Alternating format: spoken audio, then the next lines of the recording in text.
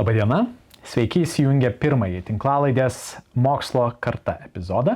Iš Vytauto didžiojo universiteto medijų laboratorijos sveikinuosi aš, Lietuvos sveikatos mokslų universiteto mokslininkas dr. Juozas Grigas. Šią tinklalaidę mes rengiame kartu su Lietuvos mokslo akademijos jaunąja akademija ir jos metu mes kalbiname kylančios Lietuvos mokslo kartos atstovus, mokslininkus, kalbame su jais apie jų vykdomus mokslinius tyrimus, jų svarbą, jų aktualumą. Taipogi paliečiame ir kitas jam aktualias temas. Na ir labai tikiuosi, kad turėsime laiko taipogi pakalbėti ir apie jų pomėgius ir gyvenimą už mokslo ribų. Tai neatsitiktinai. Pirmoji mano pašnekovė šiandien yra Lietuvos mokslo akademijos jaunosios akademijos pirmininkė, Lietuvos socialinių mokslų centro sociologijos instituto ir Delfto technologijos universiteto urbanistikos departamento tyrėja dr. Rūta Ubarevičienė. Labas, Rūta. Labas, Juozai. Rūta yra visuomenės geografė ir sociologė, apgynusi 2 daktaro disertacijas, vieną Nyderlanduose, kitą Lietuvoje. Ji yra 4 knygų autorė arba bendraautorė, paskelbusi daugiau nei 30 mokslinių publikacijų.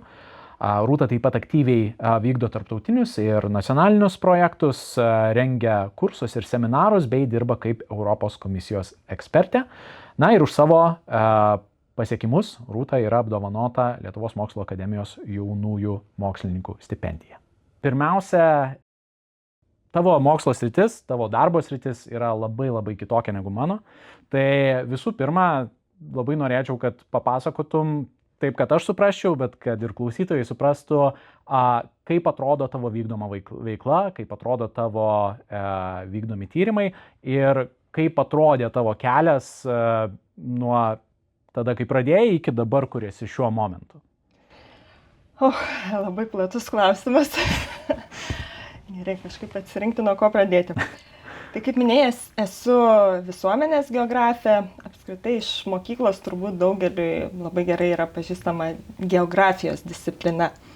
Tai gal trumpai paaiškinsiu, kas yra visuomenės geografija. Tai mokykloje, kaip minėjau, buvo disciplina geografija, bet visi daugiau ar mažiau galėjom atskirti, kad yra gamtinė geografija ir visuomenės geografija. Tai gamtinė buvo apie, ten pradeda nuo turbūt planetų, kaip Žemė susidarė, geologiniai visokie reiškiniai, meteorologija, naudingos iškasenos, miškai, gyvūnai ir taip toliau.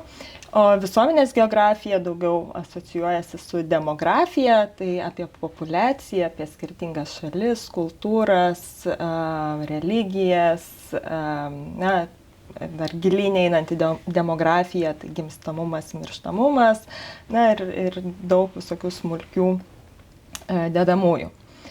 Kaip minėjai tu ir aš esu visuomenės geografija, tai būtent apie žmonės.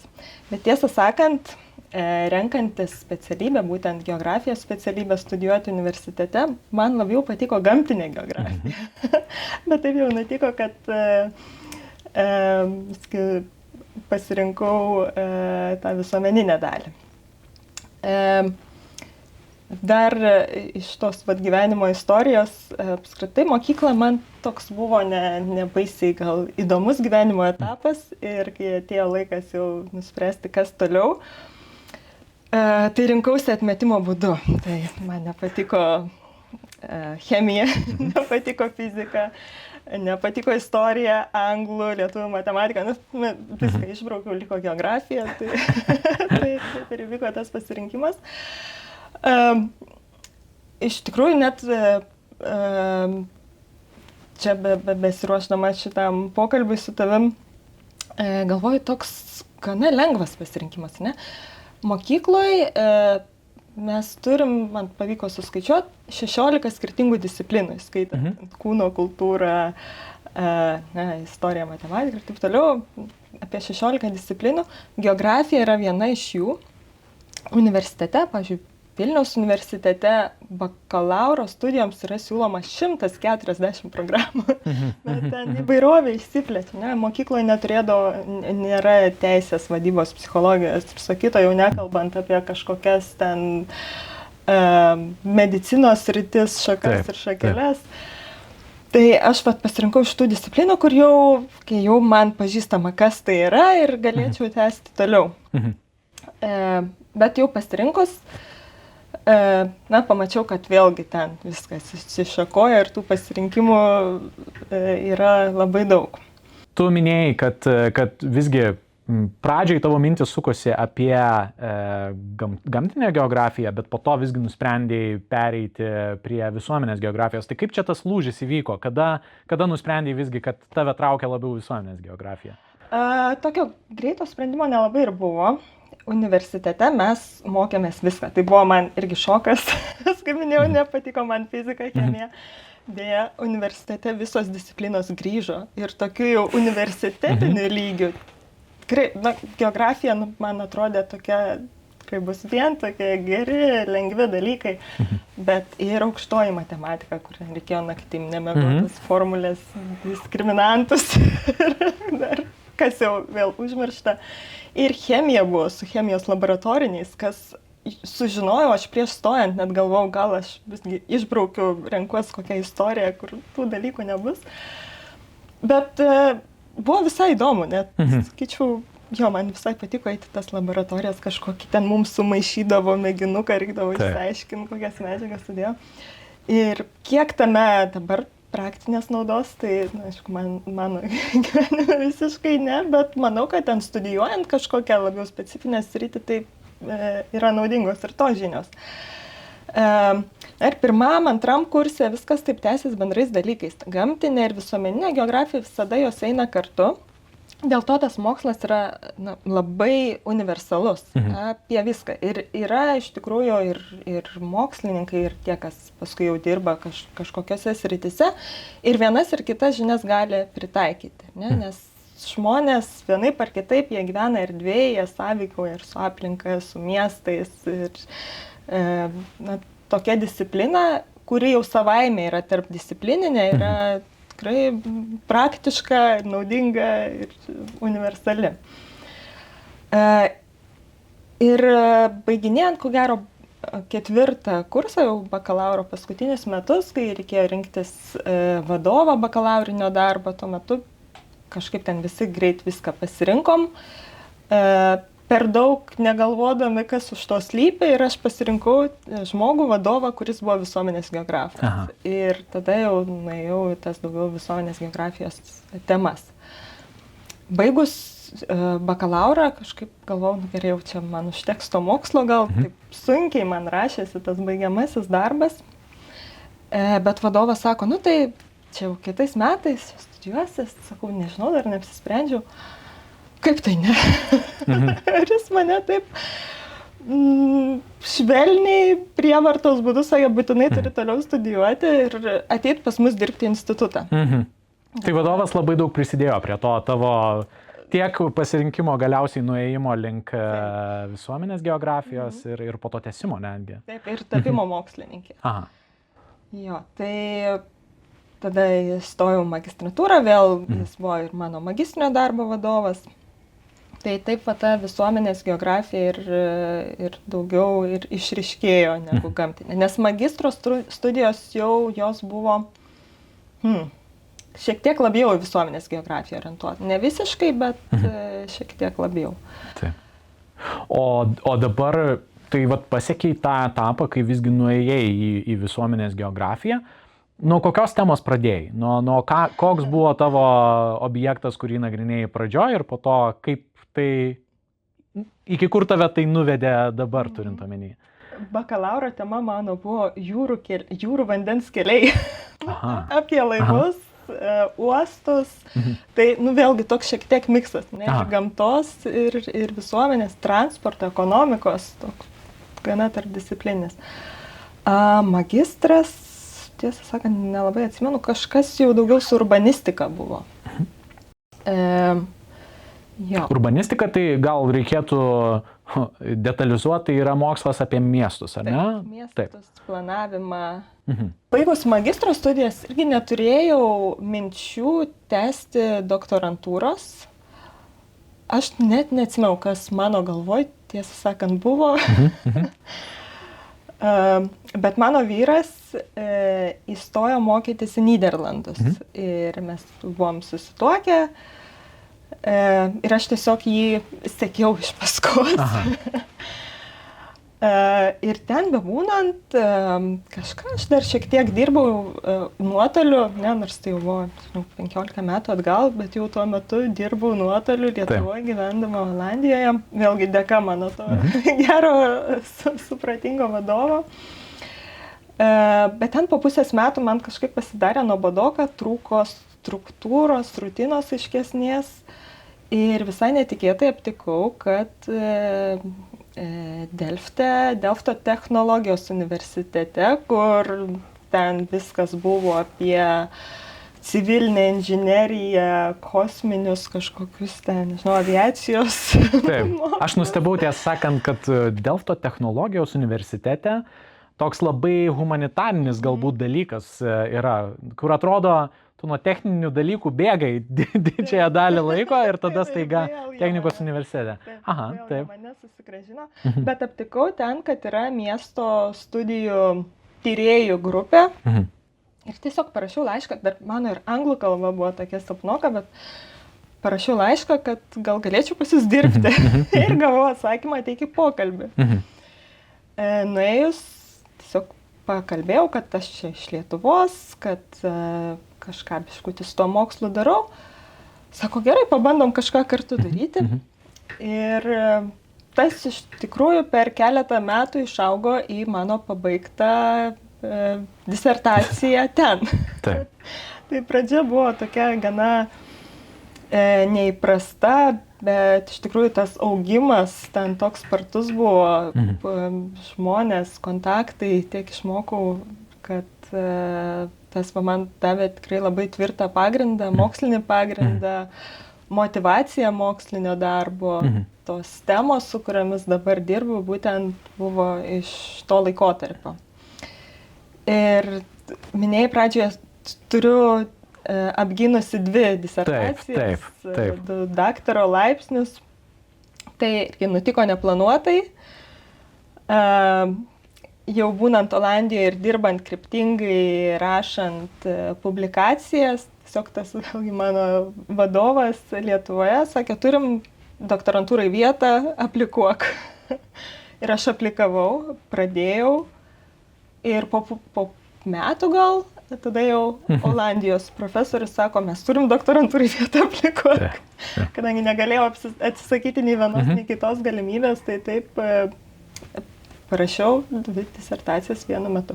Tai aš kažkaip tai įsivaizdavau, kad tas procesas vyko atskirai, bet pasirodo vienu metu. Vienu metu, jo. Ir gynimai buvo metų tarpas lygiai. Apgyniau Olandijoje, lygiai po metų apgyniau Lietuvoje, dar tame tarpelyje gimė dukra. Tai sudėtingas buvo laikotarpis, bet tikrai nesigailiu ir dabar tokia jaučiuosi šiek tiek išskirtinė, kad... Tai labai įdomu, kad tas atrodo, kad pačioj pradžioj, dar bakalauro metais, magistro metais, nebuvo tokių labai konkrečių minčių, kad tu būsi mokslininkė. Atrodo, kad toksai dar pasimetimas, iš tavo pusės ir po to jau galiausiai galbūt vadovo dėka nuėjai iki ten, kur esi dabar ir iš tikrųjų tapai mokslininkė. Tikrai tokie pasrovi sprendimai čia ir dabar imi arba neimi. Taip. Gan spontaniškai, sakyčiau, nebuvo tokio prieš tai planavimo didelio. Tai dabar apsistojam ties dabartim. Dabartinis tavo etapas. Ką tu nagrinėjai? Kokios yra tavo temos? Koks yra tavo tyrimų objektas? Ką savo darbe veiki šiuo momentu? Šiuo momentu turbūt pirmoje vietoje būtų segregacijos tyrimai. Segregacija turbūt reikėtų trumpai tą terminą pristatyti. Tai yra visuomenės išsiskirstymas pagal kokius nors požymius. Tarkime, turtinė nelygybė. Žmonės turintis daug turto, žmonės neturintis tiek daug turto, kaip jie erdvėje išsirūšiuoja. Dažniausiai žiūrime pagal gyvenamą vietą, kur jie gyvena. Tai turtingesni turi didesnės galimybės įsigyti būstą brangesnėse, patogesnėse vietose. neturtingesni, vėlgi tų galimybių neturi, tai jie įsikūrė jau tose prastesnėse miestų vietose. Dažniausiai yra kalbama segregacijos tyrimuose būtent apie miestus. Mums reikia. Kaip vienetas yra paprastai miestas. Miestas, miesto regionas, bet ne šalies mastu. Šalies mastu jau ten daugiau visokių niuansų atsiranda. Bet segregacija mieste. Išsirūšiavimas žmonių. Ar pagal turtinę nelygybę gali būti pagal rasę, pagal amžių, pagal lytį. Nesvarbu pagal ką, bet tiesiog tas žmonių išsirūšiavimas. Pati geografijos disciplina tai yra sociologija su erdvinė dimensija. Sociologija tai viskas apie žmonės, bet plus mes pridedam erdvinę dimensiją, galim padaryti žemėlapį, kaip viskas atrodo erdvėje. Tai segregacija, tas top 1, kartu su segregacija labai susijusi yra nelygybė. Nelygybė toks fenomenas, jį linkusi didėti, dabar netgi sakoma, kad 1% pasaulio turtingųjų valdo 50% viso turto. Tai dabar man įdomu, kalbant apie segregaciją konkrečiai, tai yra gyventojų pasiskirstimas kažkokioje geografinėje erdvėje, tai man įdomu yra, kokios yra iš to kylančios problemos. Kad yra persiskirstimas, tai viskas kaip ir aišku, bet kokios iš to kyla problemos? Vieno aiškaus atsakymo net ir nėra, kaip iš tikrųjų mano tyrimų srity dažnai nėra vieno aiškaus atsakymo, ar tai gerai ar blogai. Ir segregacija dažniausiai žiūrima kaip į tokį negatyvų fenomeną, aš paaiškinsiu ir tai daugiau orientuosios, bet iš dalies šiek tiek segregacijos yra net ir gerai, nes segregacija atsiranda dėl to, kad žmonės yra linkę gyventi šalia ar kartu su neapsupti panašių į save žmonių. Ar kažkokio išsilavinimo atžvilgiu, amžiaus atžvilgiu, turbūt nelabai gerai jaustumės gyvendamas terpėj, kur gyvena vien pensinio amžiaus gyventojai. Toks būtum nesavas. Imigrantai, tarptautiniai imigrantai, yra linkę irgi kartu gyventi kažkokiuose kvartaluose, nes jiem tiesiog, jie jaučiasi labiau savimi, jie galbūt savo kalbą gali geriau išsaugoti, kažkokios gal parduotuvės atsiranda jų, kraštų specifinių produktų. Tai tokia yra šiek tiek net ir nauda segregacijos. Kartu gyvena panašus žmonės, panašus ideologiškai ar kultūriškai, tai jiem duoda tokį, malonesnį gyvenimą. Bet kai tos segregacijos yra per daug, kai jau eini per miestą ir matai, kad čia toj miesto pusėj yra vien tik uždari kvartalai, ar ne, tvoros ir net negali įeiti, o kitoj pusėj kažkoks skurdus, kad ir lūšnynai, segregacija būtent ir yra didžiausia tose anksčiau vadinamuose besivystančiose šalise, dabar taip neprimtina, reiktų sakyti, žemo lygio pajamų šalyse, kažkaip panašiai. Tai ten ta segregacija akivaizdi. Yra miestai, dangoraižiai stikliniai, viskas blizga ir visai šalia yra lūšnynai. Čia ko gero Brazilijoje, sakykime, turim favelas ir tą likusią miesto dalį, kur labai didelė atskirtis yra. Ir įsivaizduoji, kad tie miestai iš karto asocijuojasi su tokiu nesaugumu. Pietų Afrikos Respublika irgi nesu buvus, bet girdėjau iš pažįstamų, kad tikrai yra visiškai nerekomenduotina ar net draudžiama išeiti iš savo viešbučio ribų be apsaugos, nes tiesiog nesaugu yra. Tai čia yra tokia ekstremali segregacija, kuomet atsiranda ir tiesiog miestuose yra nesaugu. Kodėl atsiranda tas nesaugumas, tai jau kitas klausimas. Bet jis po truputį taip formuojasi, tos visuomenės grupės atsiskiria viena nuo kitos, turtingesni sluoksniai nori atsiriboti, susikurti savo tą saugų pasaulį, neturtingesni jie nelabai turi pasirinkimo.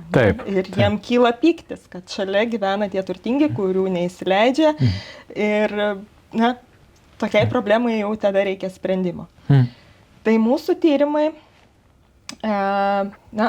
turbūt idėja tokia yra, kad mes sekame tas tendencijas, kas vyksta, ar didėja segregacija, ar nedidėja. Jeigu ji didėja, tai yra jau signalas ar miestų planuotojams, ar apskritai socialinės politikos formuotojams, kad jau čia yra signalas, reikia kažką daryti, keisti, ieškoti sprendimų. Tie sprendimai nėra vėlgi kažkoks vienas konkretus sprendimas, kaip tą procesą sustabdyti. Taip. Tai yra labai ilgalaikės priemonės, labai priklauso nuo konteksto ir kas tinka vienai šaliai, nebūtinai tiks kitai šaliai. Šiaip labai, manau, paliestas migracijos problematika, dabar ypatingai jinai dažnai keliama ir tiek Europos kontekste, tiek bendrai paėmus pasauliniam kontekste. Ir ypatingai karų kontekste taipogi, kai žinom, kad ta migracija tampa vis opesnis klausimas ir labai daug yra laiko praleidžiama diskutuojant šitą temą.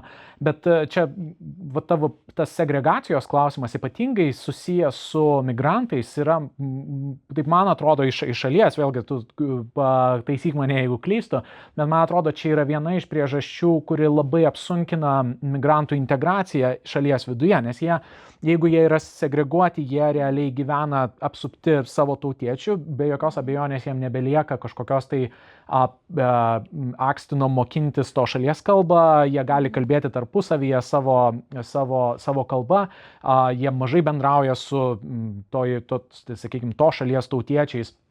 Atitinkamai jie išsaugo savo visas tradicijas ir taip toliau, bet tas apsunkina jų integraciją bendrai paėmus. Tai čia, man atrodo, ganėtinai yra svarbus tas momentas šitoje vietoje ir be jokios abejonės labai svarbis rytis tyrimams. Taip, visiškai teisingai. Taip.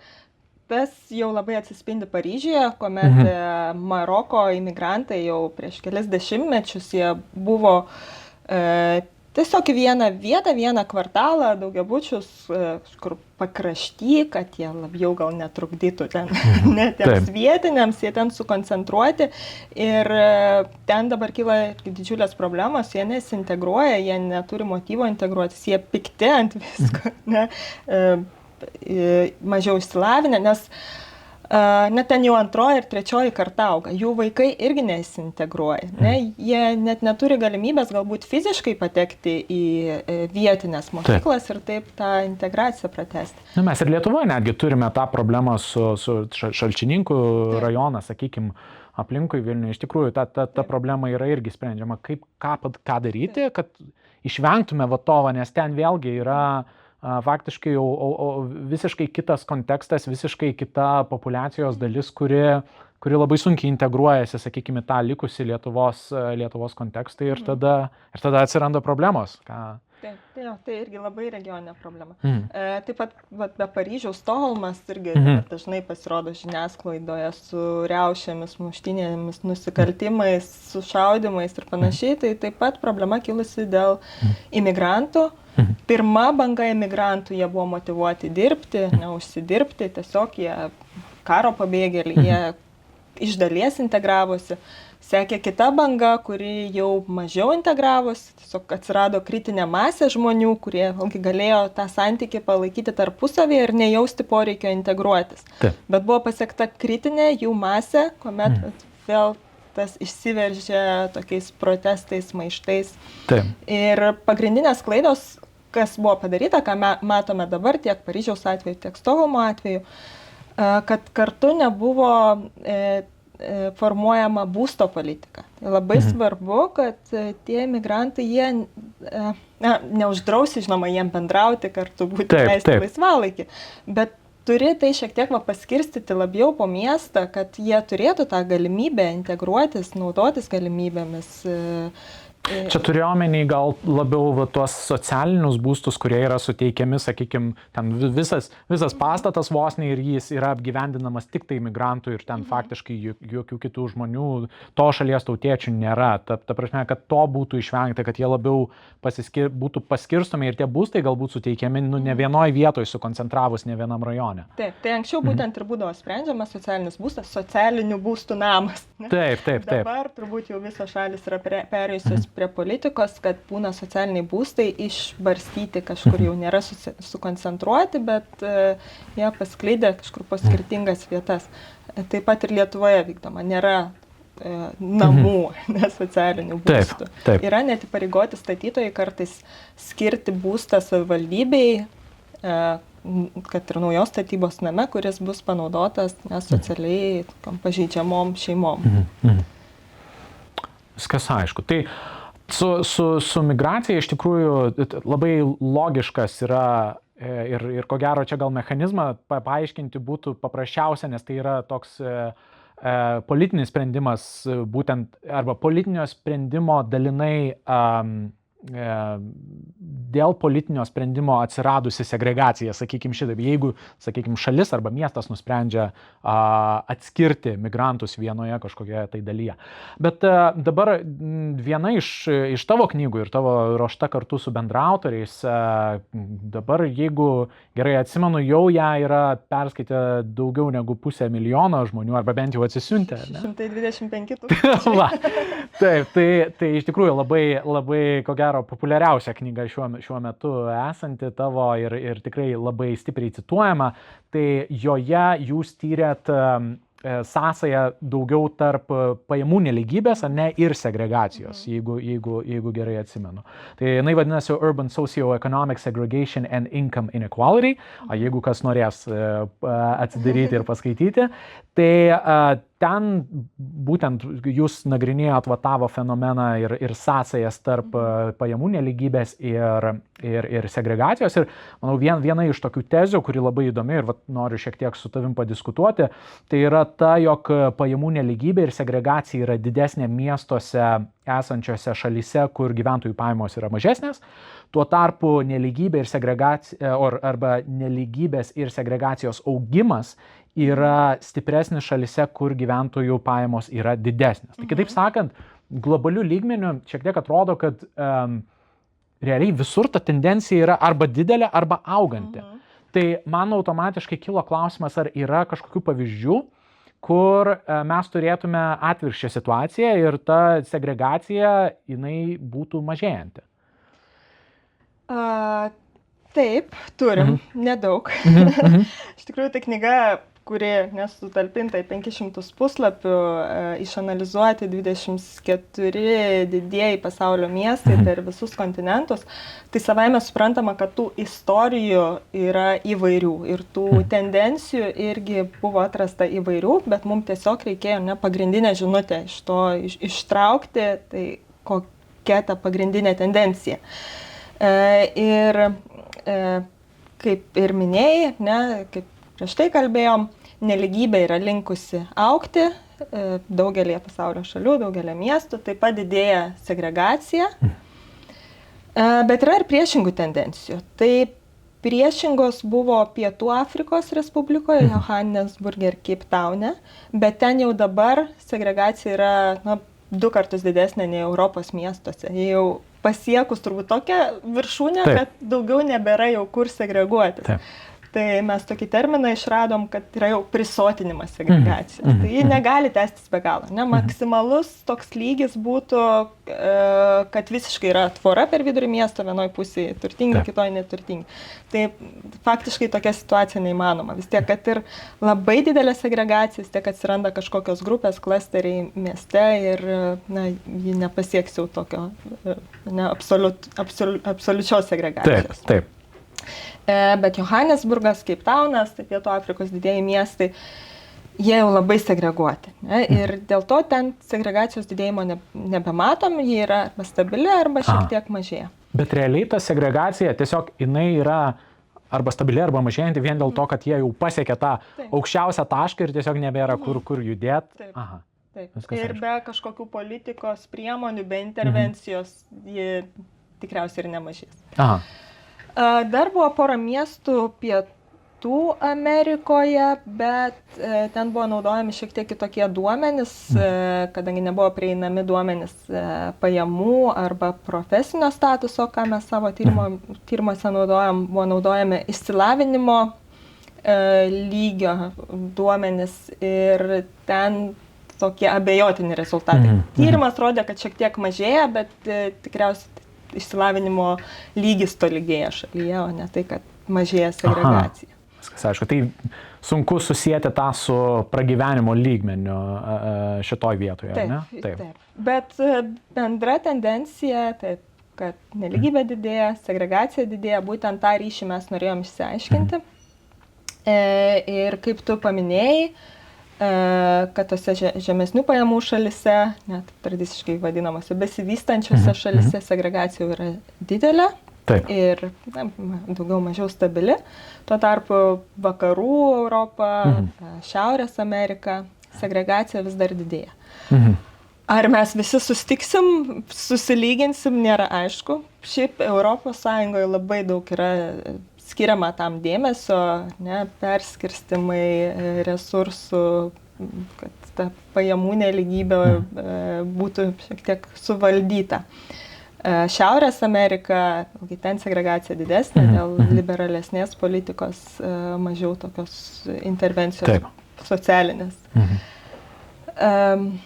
Tai visoje Europoje mes turim tą situaciją realiai, kad segregacija, pajamų nelygybė yra jinai didėjanti. Žodžiu, tendencija yra didėjančią pusę. Praktiškai taip, įdomus atvejis yra Amsterdamas, kur pajamų nelygybė yra viena iš didžiausių. Tačiau segregacija yra pati mažiausia. Bet čia labai stiprią įtaką turi miestų planavimas, nes jie turi tokią tradiciją labai stiprią. Logiška, ten mažai vietos, daug gyventojų. Taip, bet jie dar ir tą socialinį būstą, apskritai ten 30% būstų yra tokie pusiau valstybės remiami, jie labai yra visur išmėtyti po įvairias vietas, tai būtent ta socialinė būsto politika ten labai stipriai veikia. Kitas paaiškinimas gali būti vėlgi duomenys šiek tiek kiti naudojami, nes atskiras mokslas yra visiškai atskira tyrimo sritis segregacijos matavimo. Yra kelios dešimtis indeksų, kurie gali būti naudojami, ten jau prasideda visiškai matematika ir statistikos mokslai, kuris indeksas tiksliau apibrėžia, bet savo palyginamosiose studijose mes visuomet tų tyrėjų komandų prašom naudoti tokį pat indeksą, kiek įmanoma panašius teritorinius vienetus, bet visada atsiranda šiek tiek paklaidų, nes tie duomenys nėra idealiai vienodi. Taip. O kokia situacija Lietuvoje yra šitų klausimų? Paskutiniai mūsų tyrimai rodo, kad pajamų nelygybė Lietuvoje aukšta. Segregacija yra apie vidurį, lyginant Europos sostinės. Neraminanti tendencija yra augimas segregacijos. Ji gana sparčiai auga. Londone ir Vilniuje segregacijos tas augimo tempas panašus ir sparčiausias iš Europos miestų. Vilnius išsiskiria dar tuo, kad 52% darbo jėgos yra aukšto profesinio statuso žmonės.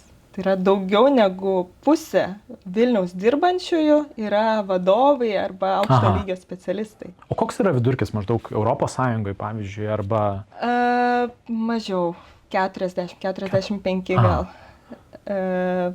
Aš įsivaizduoju, sostinėse tikriausiai tas procentas truputėlį didesnis. Sostinėse yra aukštesnis, Vilniui 52, Kaune žiūrėjau yra 47, atrodo, Klaipėdoje 36. Kuo miestas mažesnis toje miestų hierarchijoje, tuo tų profesionalų jame yra mažiau. Bet Vilnius tikrai labai aiškus lyderis, kad jame labai kaupėsi to aukšto profesinio statuso žmonės. Ir tai labai stipriai ir lemia segregacijos augimą. Kadangi daugėja tų profesionalų miestuose, jie išstumia kitus. Taip. Jie įsikuria miesto centre. Ir kita tendencija, ką pastebėjome tiek tavo minėtoje knygoje, tiek dabar atliekamoje palyginamojoje Europos miestų studijoje, kad to aukštesnio statuso ar didesnės pajamas gaunančių žmonių grupės, jos renkasi gyventi miesto centre ir išstumia mažiau uždirbančius žmonės į pakraščius. Ir tai toliau didina segregaciją.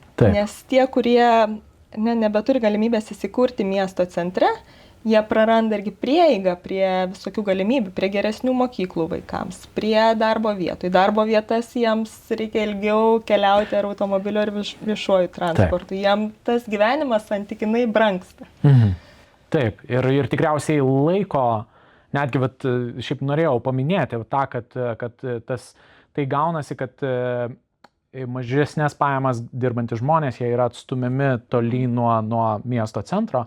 Tai reiškia, kad dienos eigoj daugiau laiko jie sugaišta važiuodami iki darbo vietos. Ir tai reiškia, kad jau tai dar labiau apsunkina viską, jie didina išlaidas jų pačių dėl to, kad jiem reikia daugiau išleisti transporto priemonėms ir taip toliau. Ir kitas dalykas, laikas taipogi, kaip resursas yra kurio jie nebeturi galbūt persikvalifikuoti. Taip. Jų vaikai taip pat tą laiką gaišta ir neturi laiko daugiau pasimokyti. Taip. Ir mes irgi savo tyrimuose kalbam apie užburtą segregacijos ratą. Kad žmonės gyvena kažkokioje vietoje, tarkim, paimkim, pavyzdį, turtinga šeima. Gyvena miesto centre, šalia yra privati ar kažkokia mokykla, nebūtinai privati, gali būti valstybinė, teikianti gerą išsilavinimą su gerais mokytojais, ten eina vaikai į tą mokyklą, tėvai eina į ofisus centre, kur geros darbo sąlygos, visa šeima leidžia laisvalaikį su panašiais žmonėmis į save, kontaktų tinklas ir taip toliau, ir jie turi tą tokį gerą ratą, jų tokį gyvenimą su daug galimybių. Kita šeima, kuri gyvena, kad ir sovietiniais metais statytume daugiabutį, kur nors labiau pakraštyje. Kažkokia yra mokykla, irgi ne pirmo pasirinkimo, bet tiesiog ji ten yra ir jie arčiau ir vaikams galbūt patogiau į tą mokyklą eiti. Kažkoks tai darbas tėvams pramonės sektoriuje, ilgi laisvalaikis ir apribotas tuo socialiniu tinklu. Ir ta šeima jau yra šitam rate. Ir tos dvi šeimos nesusitinka. Taip. O šitas procesas, nes čia gal Lietuvos kontekste, Lietuvos miestų kontekste, ypatingai didmiesčių, mes turim tuos vadinamus miegamuosius rajonus. Tai aš įsivaizduoju, čia būtent tai yra kalba, kur mes turim centrą, kur yra, aišku, labiausiai neprieinamas nekilnojamas turtas gyvenamosios vietos ir tada mes turim tą šalia miesto esančią dalį, kur yra miegamieji rajonai. Kaip yra dar, nes man atrodo irgi toj pačioj knygoje jūsų buvo minėta, kad kita tendencija, didesnės pajamas turintys žmonės, jie keliasi arba į miesto centrą, arba jau tada visai užmiestis, ar ne, kur jau galbūt namai pastatyti daugiau nuosavi. Ar kaip tai žaidžia šitoj vietoj, tai irgi tendencija yra, ar tai kažkaip tai keičia tą, kad nebesusitinka iš skirtingų grupių žmonės ir taip toliau? Čia irgi atradom nemažai skirtumų. Pavyzdžiui, vėl minėtoje Pietų Afrikos Respublikoje, kol kas ne miesto centras yra tas prestižinė vieta, o būtent užmiestis, kur jau gali visiškai atsiriboti ir susikurti savo gyvenimą, uždaros bendruomenės. Pietų Amerikoje irgi panašiai, tiek miesto centras, tiek tos uždaros bendruomenės toliau nuo miesto. Tai tose mažiau turtingose šalise priemiestis yra prestižinė vieta. Šiaurės Amerikoje, Čikaga, New Yorkas, Los Andželas, ten nepastebėjom visiškai, kad priemiesčiai būtų prestižinė vieta. Ten visiškai išskirtinai centras. Priemiesčiai ten jau tampa tos zonos, kur yra išstumiami žemesnio statuso žmonės. Aišku, ten tie priemiesčiai klestėjo 70 metais, jau ten, šiek tiek gal pagyvenę, mažiau patrauklios vietos fiziškai tapusios. Europoje taip pat aplink didžiuosius miestus, taip pat centrai, priemiesčiai ten vėlgi yra tom žemesnėm klasėm. Baltijos šalyse mes dar turim priemiesčių prestižą.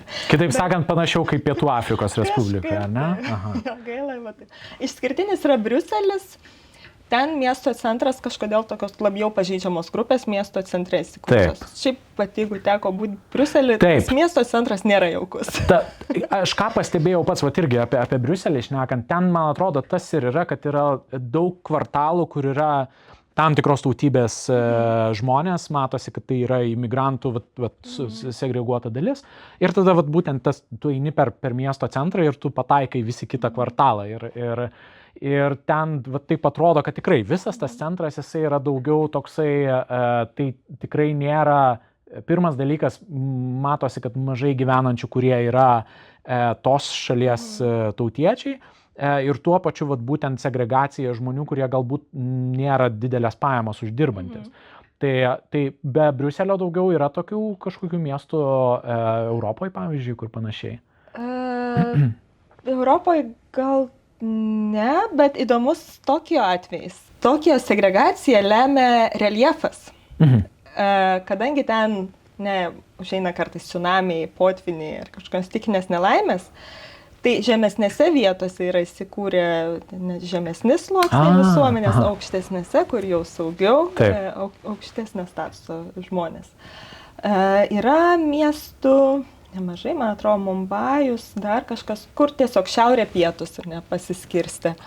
Čia nuo tradicijos priklausantis dalykas, tiesiog tradiciškai taip išsiskirstė ir... Šiaip tai Vilnius irgi šiaurė pietus. Šiaurė turtingesnė pietus, daugiau pramoniniai, tiesiog jau nuo Klaipėda irgi taip pat, ne šiaurė pietus. Tiesiog miesto funkcinės zonos taip lėmė.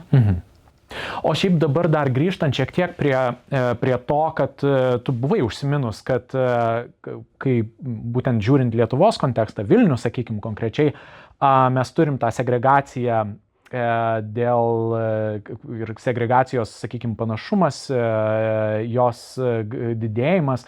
Bet šitoj vietoj man dar įdomu ir pajamų neligybė šitoj vietoj, kadangi dabar neatsimenu netgi, kur skaičiau, ne per seniausiai, kad įdomi situacija, kas liečia Lietuvą bendrai paėmus, tai yra, kad pajamų neligybės tendencija pati jinai netgi yra ne tokia panaši į kitas ES valstybės, bet labiau panaši yra į Ameriką šituo atžvilgiu.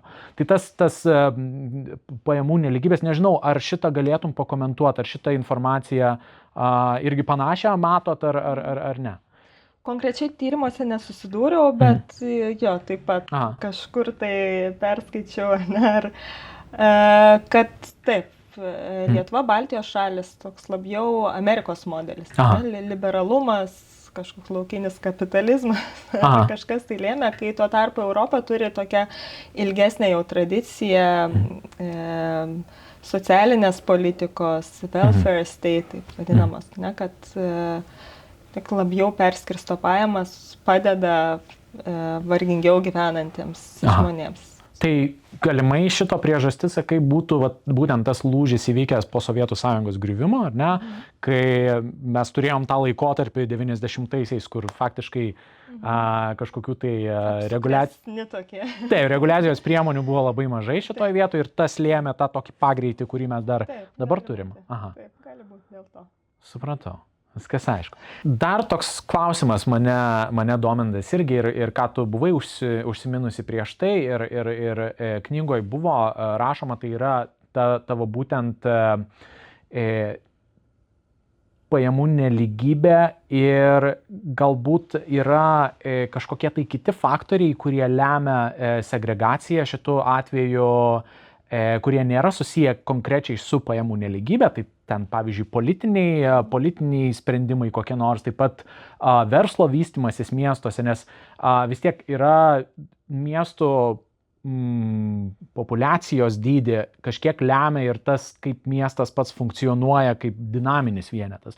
Čia irgi man iš karto į galvą gal toksai pavyzdys ateina su Detroito miestu, kur, sakykime, Detroitas pirmiausia jisai buvo faktiškai pastatytas ant vienos tokios industrijos. Tai nebuvo, tai buvo automobilių gamyba, Fordo fabrikas ir realiai miestas faktiškai susikūrė aplinkui fabriką. Bet ilgainiui Fordui perkelus savo gamyklas tiesiog į kitus regionus, diversifikuojant šiek tiek savo infrastruktūrą, atsirado ta problema, kad tiesiog sumažėjo darbo vietų ir automatiškai iš Detroito masiškai pradėjo kelti žmonės. Ir, tiesą sakant, Detroitas vis dar turi tą problemą, kad ten populiacija vis mažėja. Ir atrodo, kad čia gal problema yra su tuo, kad miestas pats nediversifikuojasi, nebando, sakykime, kažkokią tai kitokios industrijos skatinti ir taip toliau.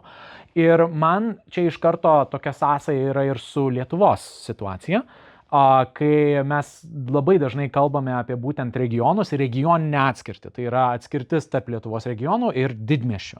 Ir va čia, kaip ir minėjai pati, kad Vilniui, pavyzdžiui, mes turim virš 50% žmonių, kurie yra aukšto išsilavinimo, kurie užima labai aukštas pareigas. Tuo tarpu po to miestams mažėjant ir ypatingai jeigu kalbam apie regionus, ta situacija labai radikaliai keičiasi. Ir man taip atrodo logiškai, tai galbūt sąsaja yra susijusi su tuo, kad po sovietmečių realiai tie miestai kūrėsi panašių principų. Tai yra būdavo fabrikas ir tada aplinkui jį susikūrė miestas. Ir aišku, po Sovietų Sąjungos griuvimo atsiradus laisvai ekonomikai, daugelis fabrikų galbūt išsikelia į patogesnes miestus, kur yra patogesnės sąlygos, daugiau didesnė populiacija ir taip toliau. Ir mes turim tada krizę miestuose, kurie yra pastatyti ant vienos industrijos.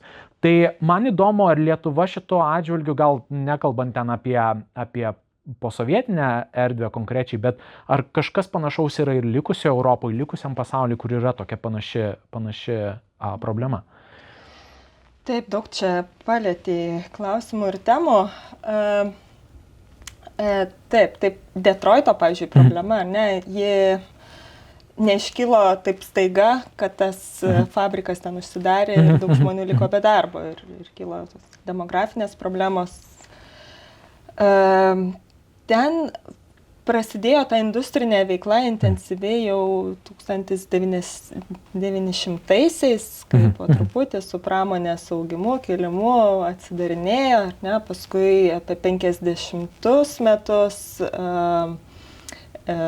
pradėjo labai stipriai klestėti tas miestas, augti.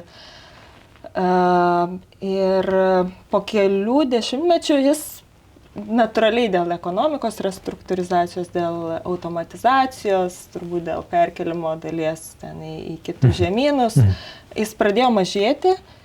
Vėliau ten, man atrodo, dar ir kažkoks gaisras, įvyko sprogimas, kad vėl ten uždarė dalį.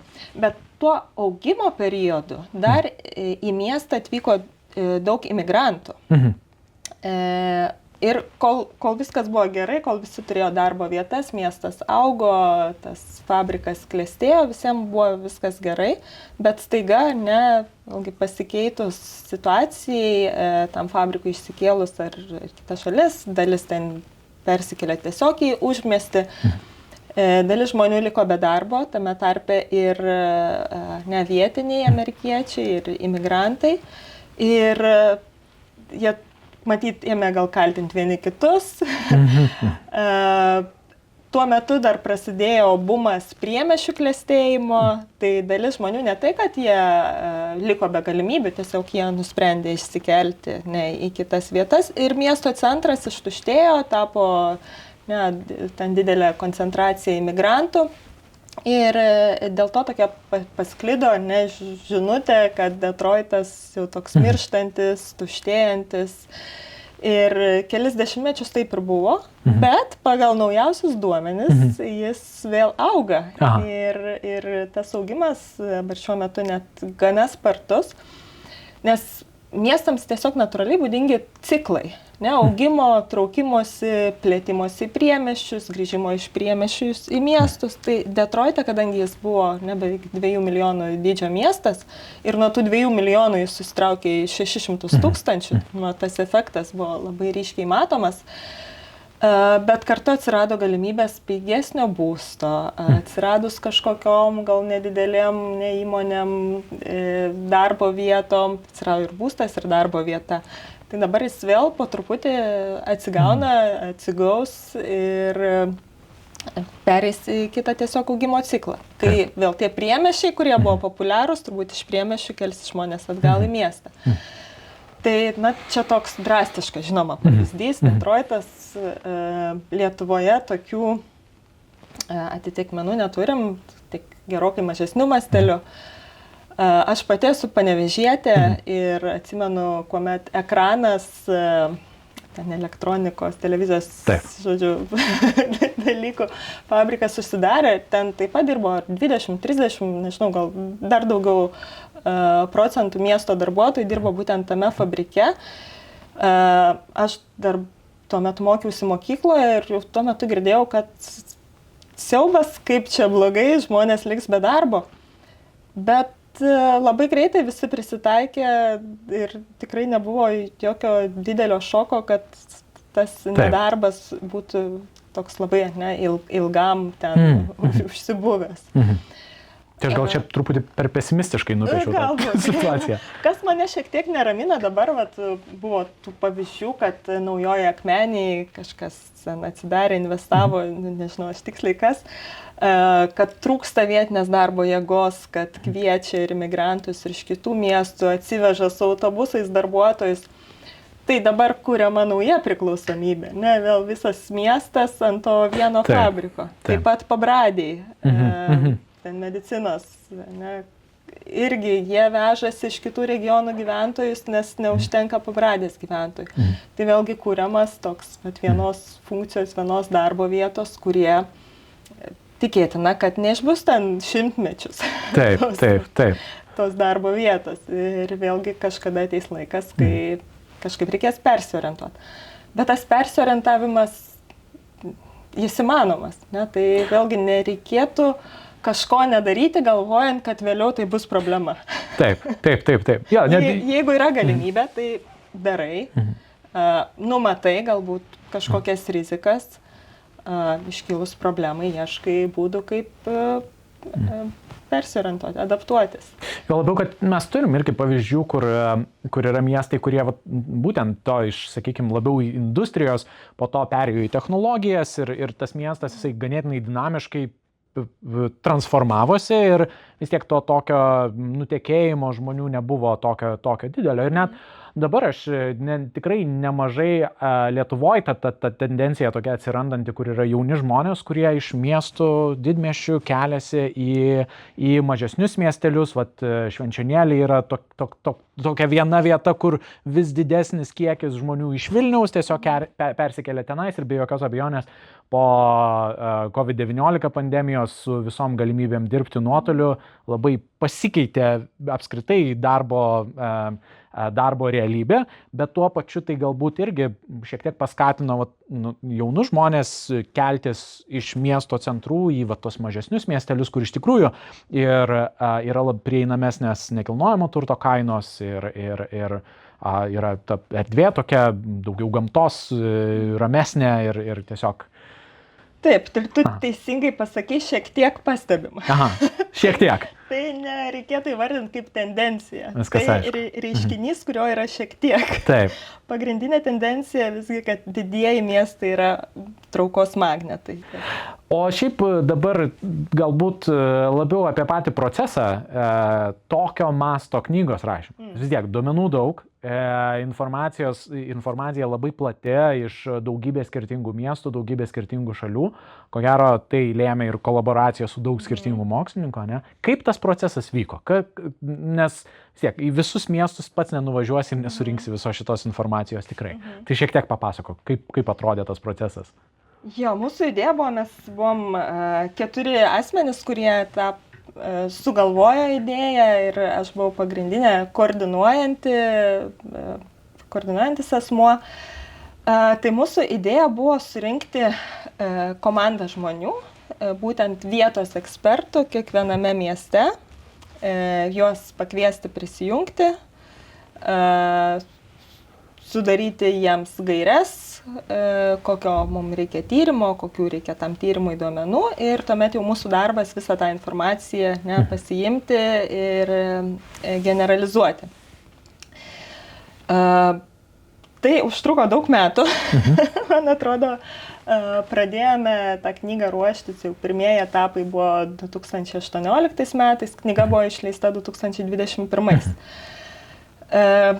Tai pradėjom nuo to, kad tiesiog ieškojom, kas dirba su ta tema segregacijos, nelygybės, dalį žmonių, jau kažkas iš mūsų 4 žmonių komandos pažinojom, tai tiesiogiai kreipėmės ir siūlėme prisijungti. Dalis žmonių buvo visiškai nauji, buvo visokių situacijų, kad, tarkime, jau tarsi tas žmogus yra, paskui gauni laišką, kad jis mirė, ar jau vėlgi viskas kaip ir tvarkoj, gauni informaciją, kad išėjo motinystės atostogų ir jau nebegrįžtai, arba ieškai pakaitalo, arba tiesiog pakeiti į kažkokį kitą miestą. Tai toje studijoje buvo 24 miestai iš visų kontinentų, išskyrus Antarktidą. Ir žmonių komandoje buvo apie 60, kadangi, vienas miestas nebūtinai vienas asmuo. Tai buvo daugybė komunikacijos, bet man tai, ko gero, iki šiol pats toks fainiausias projektas buvo, nes visi tokie pozityvūs, pradedant nuo pakvietimo prisijungti prie tokios studijos. Aišku, mes ten labai protingai visą surašėm, kad jau čia bus pasaulį keičianti publikacija, kas iš tikrųjų ir įvyko, manau, iš Springerio leidinių. Iš citatų kiekio ir perskaitimo kiekio galima daryti išvadą, kad taip. Iš lyderių ir teko kelis kartus susisiekti su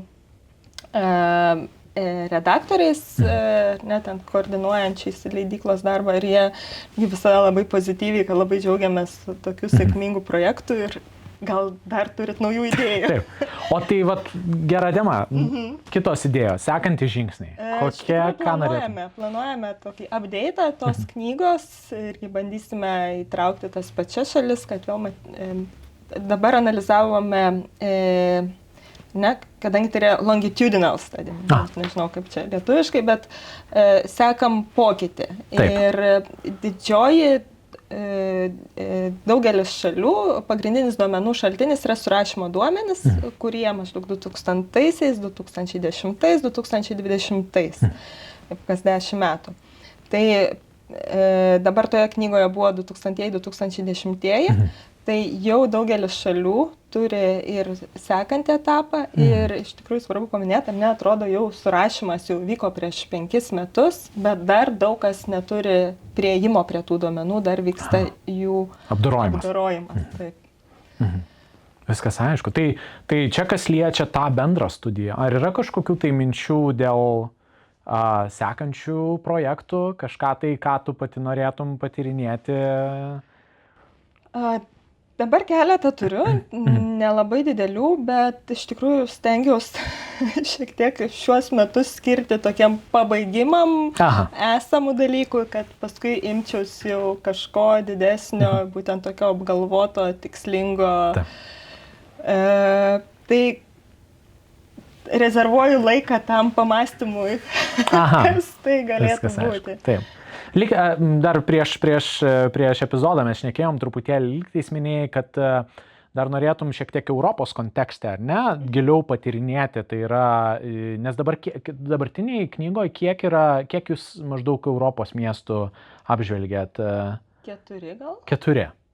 Tai būtų ambicija šiek tiek praplėsti, ar ne? Dabar turime beveik pabaigtą jau Europos palyginamąją studiją, kur būtent jau 3 surašymų duomenys, nes Europa šiek tiek greitesnė su duomenimis nei Afrika ir Pietų Amerika, tai Europoje mes jau turim galimybę.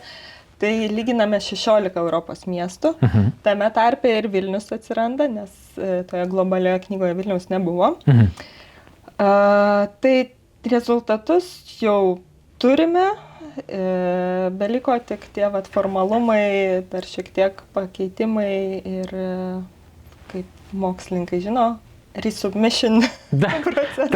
Taip, kuris gali užtrukti neplanuojamai ilgą laiką. Taip, nes aš jau pusę metų laikau pas save, šiek tiek ir neprisėdu prie paskutinių pataisymų. Viskas aišku. O gal kažkokių tai yra įdomių pokyčių lyginant su pirma studija? Šiaip įdomu, mes tikėjomės Europoje pamatyti vėlgi tokį augimą segregaciją, nes pasaulį pamatėm tą bendrą tendenciją, neskaitant tokių išimčių, kur minėjau, kad tiesiog nebėra kur augti segregacija. Europoje galvojom, kad jie augs linijiniu būdu ir labai suklydom. Tai iš 16 miestų gavom 3 kategorijas miestų, visų maždaug po lygiai, segregacija auga, segregacija stabili, segregacija mažėja. Aha. Tai Vilnius yra prie tų augančių, kartu su Londonu, Helsinkiu, man atrodo. Aukščiausia segregacija yra Paryžiuje, Stokholme ir Barcelonoje, ten aukšta ir dar trupučiuką ūgtelėjo. Ir yra, pavyzdžiui, Talinas, kur segregacija labai stipriai sumažėjo. Ir tai siejame su politika, su socialinė politika, su šiek tiek pajamų perskirstimu, kuris suintensyvėjo net ir COVID periodu, nes iki tol Taline segregacija labai sparčiai didėjo. Praeitą dešimtmetį tiesiog labai kilo ir buvo matyti imtasi kažkokių tai reguliacinių priemonių, intervencijų, kad ją suvaldytų ir tai pavyko. Taip. Nors, bet paminėjai tiek Stokholmą, tiek Paryžių, ką prieš tai mes kalbėjom, kad migracija ten turi savitą, labai svarbus faktorius šitoj vietoje, kas liečia segregaciją. Tai ko gero iliustracija, kad tai yra labai svarbus faktorius šitoj vietoje. Aha, viskas aišku. Ir patys, nemažai teko dabar bendrauti su švedais, kad tikrai tos problemos yra pastebimos tiesiog patiems gyventojams ir politikai, irgi tai labai tuo ieško sprendimų tam. Aha.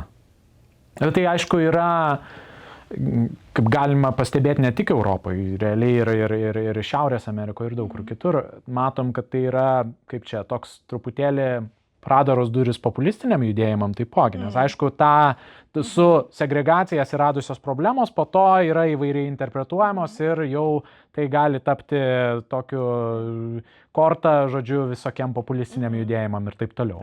Taip, tikrai taip.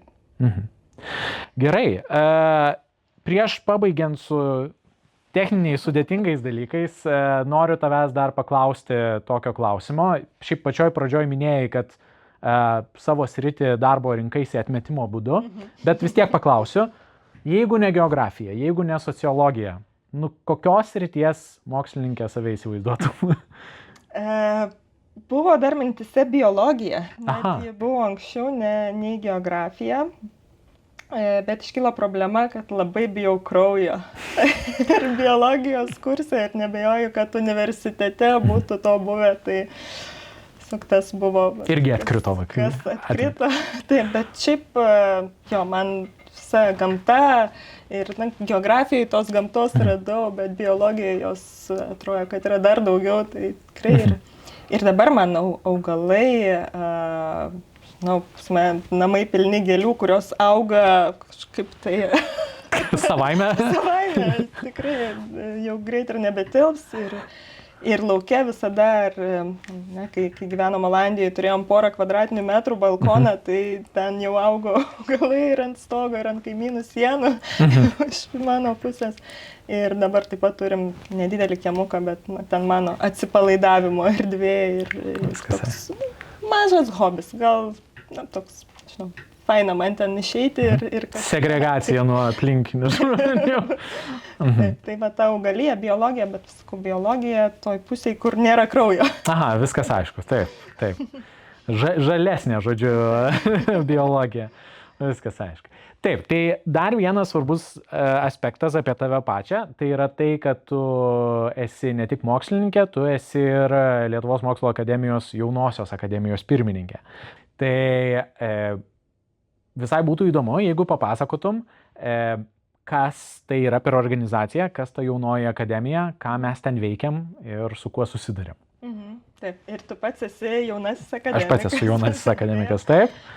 Taip, jaunoji akademija yra dalis Lietuvos mokslo akademijos, įkurta prieš 7 metus, su mintimi, kad turėtų būti jauni patys akademikai, kurie ir reprezentuotų jaunąją Lietuvos mokslininkų kartą. Tiek reprezentuotų, tiek juos atstovautų. Ir mūsų yra 40 narių iš įvairių mokslo sričių.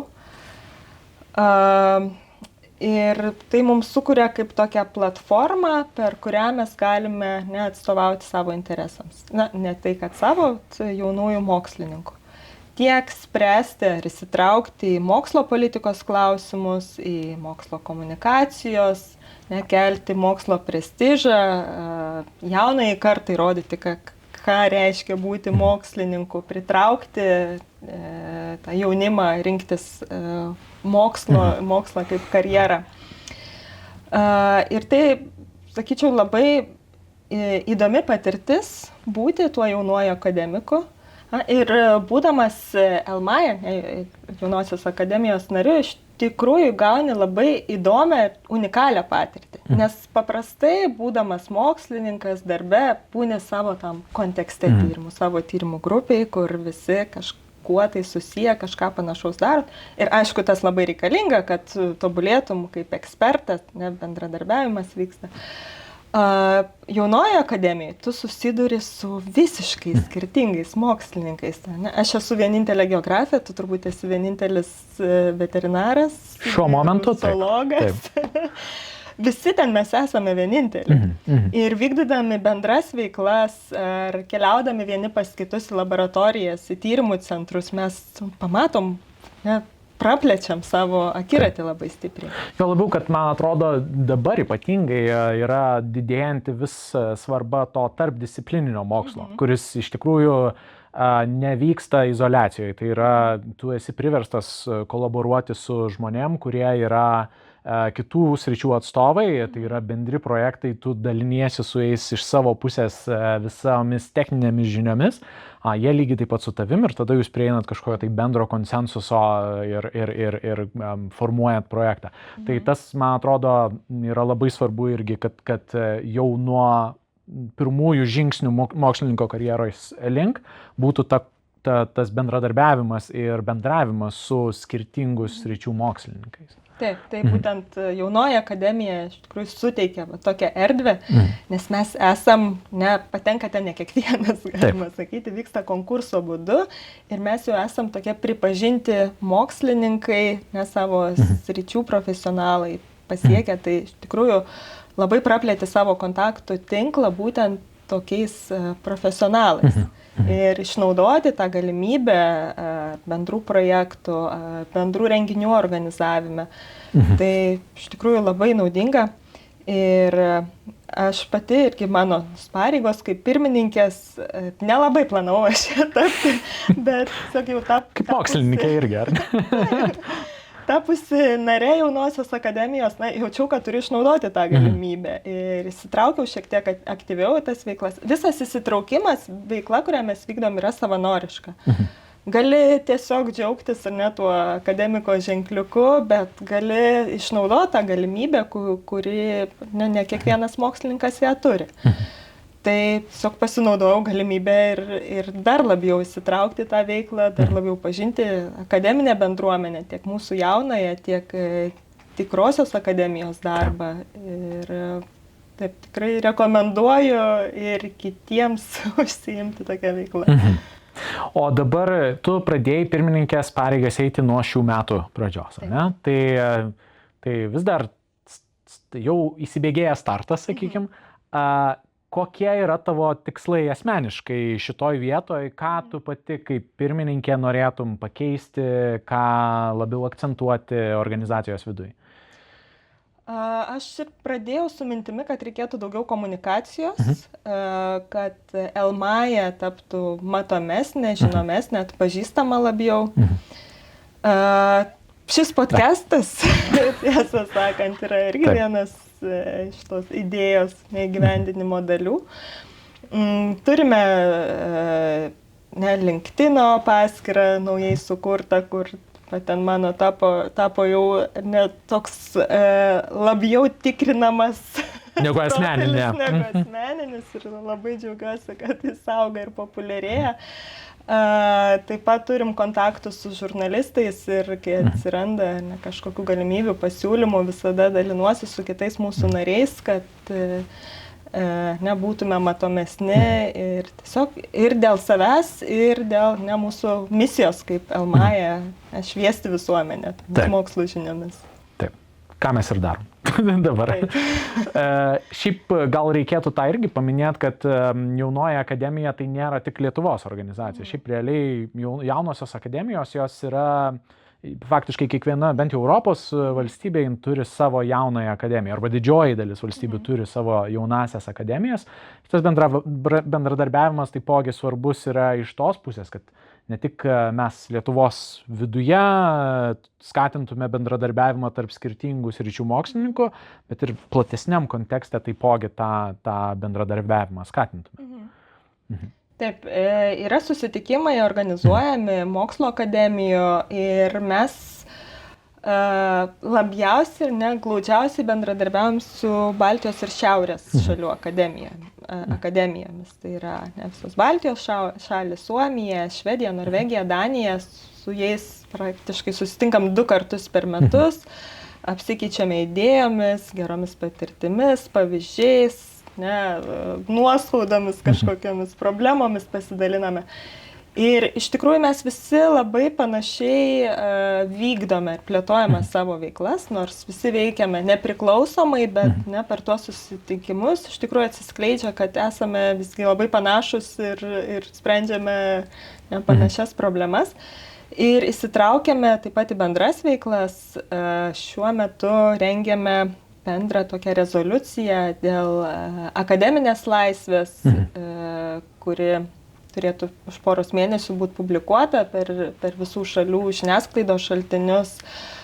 Būtent Jaunųjų akademijų iniciatyva paskelbtas pranešimas, kokia yra situacija, kur matomės grėsmės dėl akademinės laisvės ir kuo jos varžymas yra nepalankus visai visuomeniai. Taip.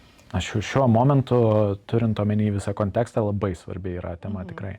Man gal įdomu paklausti, jeigu mes turim tą bendradarbiavimą daugiausia su Baltijos šalimis ir Šiaurės regionu. Ką aš esu pastebėjęs kartais, kad bendraujant su mokslininkais iš ypatingai Skandinavijos šalių, jie galbūt mokslinis potencialas ir problematikos, kurias jie nori spręsti, būtent mokslo keliu, yra šiek tiek kitos, arba prioritetai yra šiek tiek kiti negu mūsų Baltijos šalių. Tu esi tą pastebėjus irgi? Čia kalbant grinai tavo tyrimų srityje. Aš sakyčiau bendrai. Šiaip jie, nes, sakykime, galbūt skandinavai jie labiau yra elementariai, sakykime, jų galbūt didesnę problemą jie mato globalinio atšilimo atžvilgiu ir tai vertina kaip tą sritį, kur reikėtų didesnės dalies resursų, daugiau finansavimo ir taip toliau. Tuo tarpu galbūt Baltijos šalyse mes labiau bijom dėl šalia esančių kaimynų, dėl technologinių visų aspektų, kas yra susijęs su karo pramonė, sakykime, ir taip toliau. Tai tie skirtumai vis tiek egzistuoja ir matosi, kad ten yra takoskyra šiokia tokia. Taip, bet tai gana suprantama, ar ne? Jo, būtent ta grėsmė kaimyno, tai mūsų Baltijos šalis labai vienyje. Kai jau Skandinavija atrodo visai netoli nutolusi, tikrai tą grėsmę jaučia kažkaip kitaip. Taip, šiek tiek kitaip.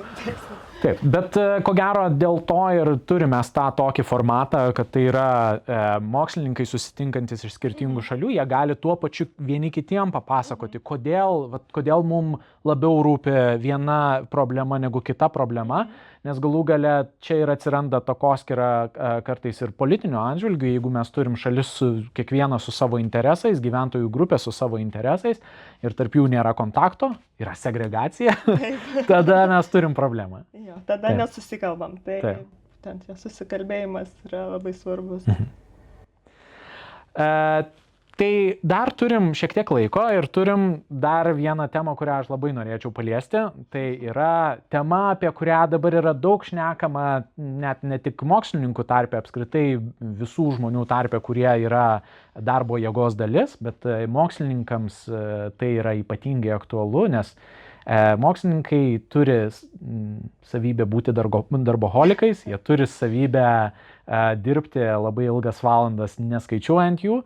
ir turėti labai mažai laiko savo asmeniniam gyvenimui. Tai tas darbo ir asmeninio gyvenimo balansas šiuo metu irgi yra keliamas viena kaip iš labai svarbių temų, užtikrinti, kad mokslininkai neprarastų savo produktyvumo, nes jeigu žmogus perdega, jeigu žmogus dirba nesustodamas, ilgainiui praranda visą motivaciją ir perdega ir palieka mokslą.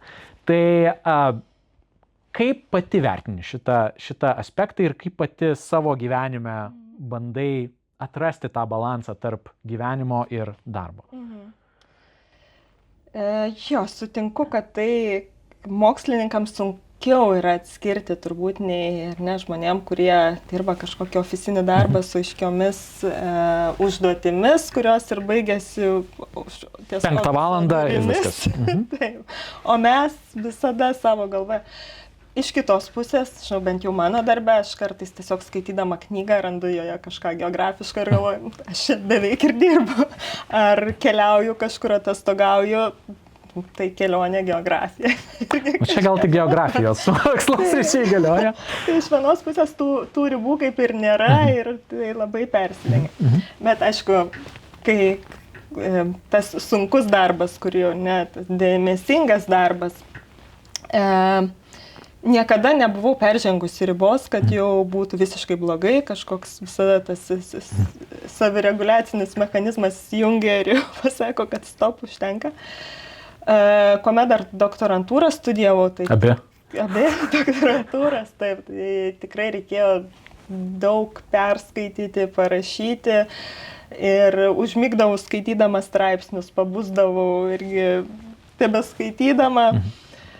Bet ilgainiui, suprasdama, kad būtent persidirbimas yra nesveika ir geriau išsimiegoti ir kitą dieną vėl produktyviai dirbti, tai šiuo protingu patarimu vadovaudamasi visada skiriu pakankamai laiko poilsiui ir tokio didelio disbalanso neturiu. Ir net kartais apima jausmas, kad galbūt nepakankamai dirbu. Bet iš kitos pusės niekada nebuvau ir tokia produktyvi kaip dabar. Man atrodo, tiek gimus vaikams ar vaikui, tu pradedi geriau organizuoti savo darbo valandas, žinai, kad turi jų ribotą skaičių. Čia standartas. Neatidėsi jau vakarui, o turi padaryti dabar. Tai suderino šitą darbą ir laisvą laiką.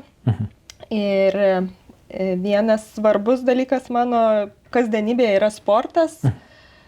Tai sportuoju kasdien į įvairias sporto rūšis, tiesiog jaučiu poreikį fizinio aktyvumo. Tai manau, tas man labai padeda balansą ir išlaikyti. Čia šiaip labai logiškai yra, ypatingai jeigu tavo darbas yra intelektualinis ir tu savo darbo dieną leidi galvodamas arba naudodamas savo smegenis, tai yra logiška, kad kaip poilsis aktyvi veikla, fizinė veikla yra labai geras būdas atsiriboti galbūt nuo būtent tos intelektualinės veiklos ir pakeisti gerokai aplinką ir veiklos pobūdį šitoje vietoje. O kokios sporto šakos labiausiai tau imponuoja? Ką mėgsti? Dabar net sunku viską išvardinti. Mėgstu viską. Iš tikrųjų. Visas sportas. Taip, sportuoju nuo paauglystės ir tikrai beveik kasdien. Pirmas toks gal, kaip iš sporto šakų, dar būtent nuo paauglystės, nuo mokyklos laikų atėjęs, tai yra joga. Vėliau atsirado lauko tenisas, iš tokių kaip atskirų sporto šakų. Dabar dviračiai daugiau, kalnų dviračiai, ypač sudėtingesnėmis trasomis, kur jau širdies ritmas užkyla iki 200. Bet taip pat ir stalo tenisas, ir plaukimas, slidinėjimas. Taip anksčiau kiekvieną žiemą, dabar šiek tiek kažkaip tai atsirado tarpai, bet kalnų slidinėjimas irgi būdavo kiekvienos žiemos atostogos. intensyvios treniruotės, bet kas, ne sporto salėje, tiek svorį, galiu padaryti 5 pristraukimus. Tai žodžiu, ir išbandžius esi labai daug skirtingų. Taip, ir viskas man neblogai sekasi, jeigu reiktų kažkur varžybose sudalyvauti, manau, dar neblogai gal laimėčiau. Vienintelės varžybos, kuriuose esu dalyvavusi ir vienintelį kartą ir tą kartą laimėjau 1 vietą, tai buvo dangoraižių, lipimas laiptais dangoraižių. Į dangoraižių. Buvo mažiau nei 2 minutės į 22 aukštą. Į 22 aukštą? Taip. O, wow. Po to galvojau, nebenoriu niekada gyvenimą kartoti, bet dabar jaučiu, kad būtų. Jau rekordą pamuštum, gal šį sykį. Aha. Viskas aišku. Tai, o sportuoji kiekvieną dieną, ar yra kažkokia tai rutina šitoje vietoje? Ar... Šiaip kiekvieną dieną. Nu, būna pasitaiko kažkokių išskirtinių, ar darbai, ar šventės, taip. kažkas tai nutinka, bet turiu sporto klubą beveik kieme ir ta logistika labai padeda šitą įtraukti į kiekvieną dieną. Viskas aišku. Tai tikrai labai puikus būdas atitrūkti nuo mokslo šitoje vietoje yra sportas, be jokios abejonės. Ir man tai iš tikrųjų poilsis, yra žmonių, kuriems sportas yra tiesiog toks per prievartą, galbūt tas fizinis lavinimas, bet aš iš tikrųjų tai einu ilsėtis. Aha. O yra kažkokia tai šaka, kurią naują norėtum išbandyti? Kurios dar ne... Ką nors su oru norėčiau, ten šokinėjimas oro arba vėjo įtvarai, ten kad ir vėjas, vanduo, kažką tokio, bet jau tam reikia laiko. Nes jau žemė jau ištyrinėta, vanduo jau irgi plius minus, tai dabar oras beliko. Aha, viskas aišku. O be sporto gal yra kažkas tai dar, ką mėgsti veikti laisvalaikiu? Ne, tų pomėgių, kartais būna dirbi ir galvoji, jeigu nedirbčiau, eičiau kažką daryti. Taip. Tai prisigalvoji tada visokių įdomių kitų veiklų. Tai labai man patinka gamta, viskas gamtoje. Patinka ir maistą gaminti kartais. Tai nėra per prievartą, nemėgstu, kai dėl poreikio valgyti, bet šiaip ten kokį tortą iškepti laisvai galiu. Patinka megzti, aš esu giminės kūdikių kojinyčių aprūpintoje. Tai tokie mažiukai, pomėgiai, gebėjimai, gal nevadinčiau jais hobiu, bet tiesiog dalykai, kuriuos mėgstu karts nuo karto padaryti. Čia yra labai svarbus dalykas, kad be šeimos yra dar daug pomėgių ir viskam tu randi laiko, būdama užsiėmus mokslininkę, tai yra labai sveikintinas ir sakyčiau, pavyzdys, kaip reikėtų bandyti balansuoti šitą profesiją su būtent laisvų laiko. Ja, aš manau, kad mokslininkam būtina pakeisti tą dėmesį kartais. Ypač pasigendu to rezultato savo darbe, matomo rezultato.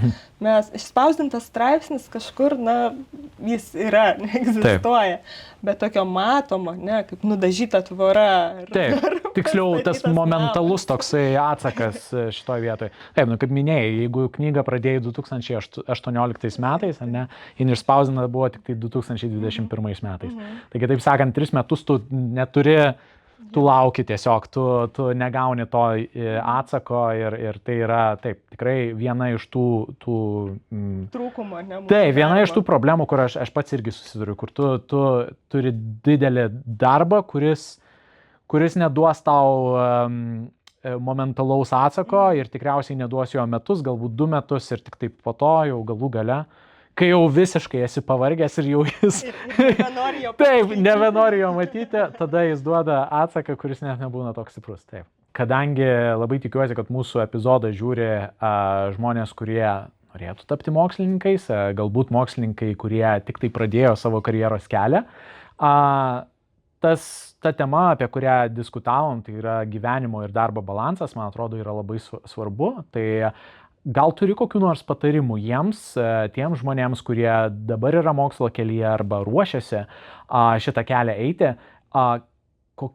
ką jie galėtų padaryti, kad geriau organizuotų savo gyvenimo ir darbo balansą, arba gal kokių nors kitų patarimų turi, ką tu pati būtum norėjus žinoti prieš pradedant mokslininkės kelią?